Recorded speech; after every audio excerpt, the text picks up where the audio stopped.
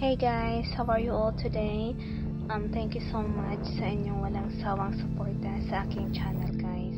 And for this video, gusto kong i-share sa inyo ang aming adventure ng family ko sa Visayas guys. So, here it is. I'll show you guys. So, our first journey starts sa aming hometown. Bali, nagpahatid kami sa kuya ko papuntang Davao. So instead of General Santos City Airport, doon kami sumakay ng eroplano sa Davao Airport guys. Dahil doon nakakuha ako ng promo at medyo mura doon. So ayun, dahil taga Davao din yung kuya ko, so nagpahatid na lang din kami sa kanya doon. So ito guys, marami kaming dinaanan ng mga towns and municipalities and provinces. Tumaan kami sa nadaanan namin yung Sultan Kudarat. So, first is South Cotabato, Sultan Kudarat, Maguindanao, yun, and Davao, at marami pa, Digos, mga ganon.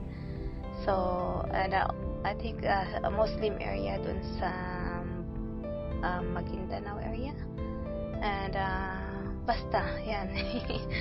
Ayan guys, so marami yan. And before namin na reach yung Davao City.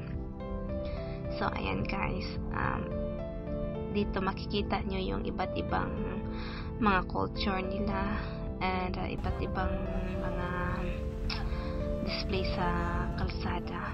So ayan guys, and later ipapakita ko rin dito yung journey namin doon sa Iloilo. First namin na pupuntahan guys is Iloilo, which is kakain lang kami doon ng lapas bachoy kasi I really wanted to taste the original bachoy guys, and it's found there in Iloilo. And then after Iloilo, magwiwisam kami papunta doon sa Bacolod, and we stayed there for 1 day and 1 night sa aking cousin dahil bibisitahin pa namin yung Campus Tuhan. So mamaya guys makikita nyo yun, or maybe sa next na video ko. So ayan guys, nandito na kami sa Davao, and it's my brother's birthday. So ayan, I'm swerte dahil may handa kahit papano. So ito na guys, dahil going na kami sa airport ng Davao. Ayan, maganda yung Davao, super ganda, and you know, napakalinis, and makikita nyo talaga yung law nila is very very strict and organized. Ayan guys, so heading na kami doon sa airport nila.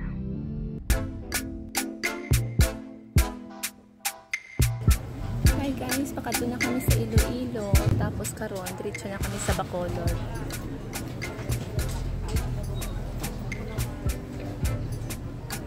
Prisi.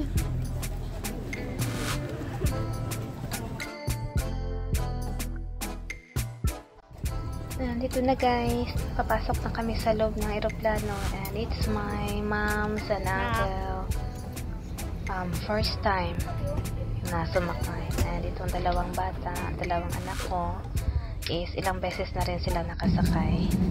So ayan, and also my niece, it's her first time. So ayan. Hey guys, this is Iloilo now. So we just landed here, and it's our first time here in Iloilo, and later we go to Bacolod.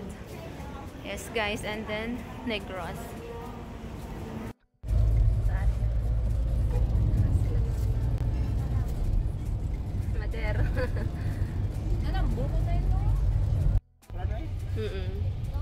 Yan guys, ang ilang bridge. Pag makay, siguro din maging mas nami pag ang ano, no? Oo.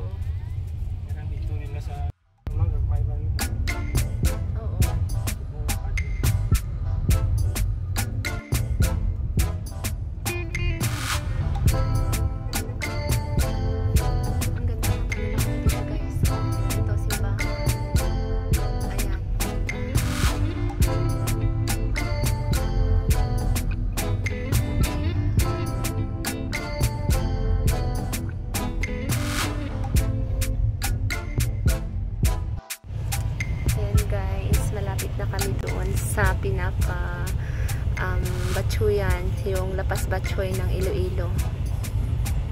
Guys, ito na yung pinaka nila dito na Batsuyan dito sa Iloilo, yung Ted's Lapas Batchoy. So, nandito na talaga kami, guys.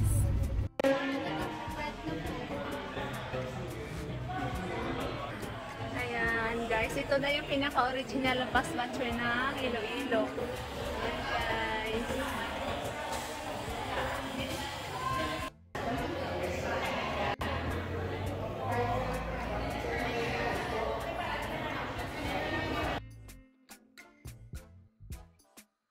And ayan guys, after naming magbatchoy, dumaan muna kami dito sa Kapitolyo nila. Dahil ito yung pinaka isa sa gusto ko na mapuntahan din para makapagpa-picture. You know. So ayan nga, super enjoy. Super enjoy. And next, punta na kami doon sa Wisam after this.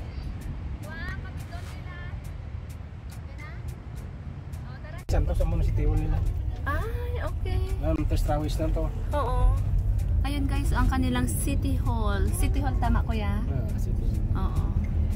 Ano na ning capital ni kuya? Ha? Ay, ano na ning city? Ano na ning area? City na ni ma'am. City na sa Iloilo. Oh, ito na yung city ng Iloilo, guys. Nami kay lang ano daw, ano na tong Jones. Oo. Jogging ka. Nami Lagi na dito ta sir bakor plano ging da mga kayan lago. Oo. Ayan. Guys, ay kami diri subong sa ferry sang Iloilo, Wisam. Papunta doon kami sa Bacolod. Ayan, ito yung waiting area dito, guys.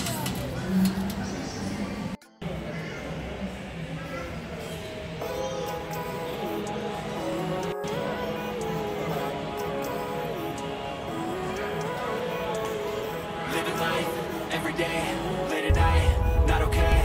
All I want, and I pray, all I need are some better days. Fuck me, I'm looking in the mirror, so foggy, but I've never seen clearer. I don't really think anyone can save me, and honestly I'm not really sure I want saving. I like to be my own worst enemy. There's no risk if you don't try at anything, so I'ma just keep buying everything. See you in the next life, have to be a better me. I don't think that my head's on straight, gotta flip it and grip it and go and get an x-ray. What's wrong with me? I just feel weight pushing on my chest and it squeezes till I suffocate. Better change my mindset, meditate. It's pretty cool that I'm alive and have better days. I could walk, see, hear, I should celebrate. Think I could change my mind, maybe elevate. Living life every day, late at night, not okay. All I want, and I pray, all I need are some better days. Yeah, all I need are some better days. So ito na guys, dumating na kami dito sa Bacolod. And ito na ang moments of truth. Dahil magkikita na ang aking nanay at ang kanyang kapatid, ang tiyuhin ko, na for more than a decade, first time nila ulit magkita guys, and I'm very happy for my family. Dahil ayun nga, nagkita-kita sila magkakapatid, and yeah, that's my uncle at yan ang pinsan ko. So ayan guys, happy, super happy dahil nagkita-kita din sila. Yung naka-white, yun po yung uncle ko guys, and not to surprise, talagang maliliit sila guys. Yes. All I need are some better days, 'cause all I want, and I pray, I believe in the better days. Living life every day, late at night, not okay. All I want, and I pray, all I need are some better days. Yeah, all I need are some better days. So ayan guys, nandito na kami ngayon sa labas ng bahay nila kasi dahil nag-prepare na kaming umalis sa papunta doon sa kampistuhan before kami dumiretso ng sa place ng uncle ko doon sa Negros. And ayan guys, before we go, nag-picture muna kami para may remembrance. Alam nyo guys, yung tuwa ko dito, yung happiness na nafe-feel ko is overload talaga kasi isa dito sa masasabi ko, itong family ng pinsan ko na nag-cater sa amin is napaka-humble talaga nila, napaka-bait nila, and alam mo yun, napaka-alaga nila sa amin, hindi nila kami pinabayaan. So I really thankful sa biyenan ng pinsan ko. And ayan guys, after naming mag picture-picture, dumiretso na kami doon sa Bacolod City mismo. Kasi gusto muna naming magkaroon ng banding doon. And of course, magpa-picture sa kanilang City Hall. And the most beautiful part there guys, dahil binati kami ng kanilang mga staff. During that time, nagpa-flag ceremony yung mga staff yung mga employee ng munisipyo. So, it's a big honor sa amin na pansin nila kami. And, ayan guys, na-appreciate ko talaga yung kanilang lugar. Especially yung kanilang municipality. Yung munisipyo nila is super, super maganda talaga. Like, everything is white there. Tapos, malapad yung space. And, as you can see guys, ayan. And, ito naman yung kanilang front. Yung highway nila is very clean. Napaka-clean talaga. Napaka-organized. So, isa yun sa mga lagi kong nagugustuhan every time na ako ay nagpa-travel. Kasi parang yung feeling na wala ka nakikita mga basura. So, ayan guys. Parang White House yan. So, ang ganda talaga dyan. I promise you. And, ayan. Kasama ko na yung pamilya ko, likewise. Yan, nag-picture-picture muna. Model-model. Char. Ayan.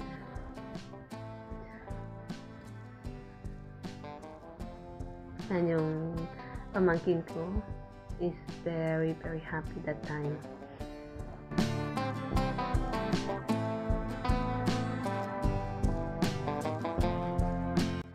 And guys, after namin doon sa Bacolod City Hall, dumiretso na kami sa papuntang Kampistuhan. And medyo mahaba yung oras ng biyahe namin guys. But it's really worth it dahil sa mga scenery sa paligid, especially doon banda sa mga tubuhan guys. So, ito yun, patungo na kami doon. And in my next video guys, ipapakita ko sa inyo yung Kampistuhan and how beautiful it is. So, please stay tuned guys. And thank you for your support. Wow, look at this guys. Oh wow, ato na ako. Amo na siya kuya, di ba? Oh, look at this guys. The Mount Canlaon. Amo na siya na ko. Kita niyo na eh. Malapit pa kita karon sa lagyan na mabuti. Kita namin lang. Sa history lang na namo nakita. Sa libro lang din ako natunan kuya. Finally, nakita gid sa mata namon. Kita niyo sa Ibea. Ang seleksyon niyo lang na tunan, subong nakita na witness na gid sa mata ninyo.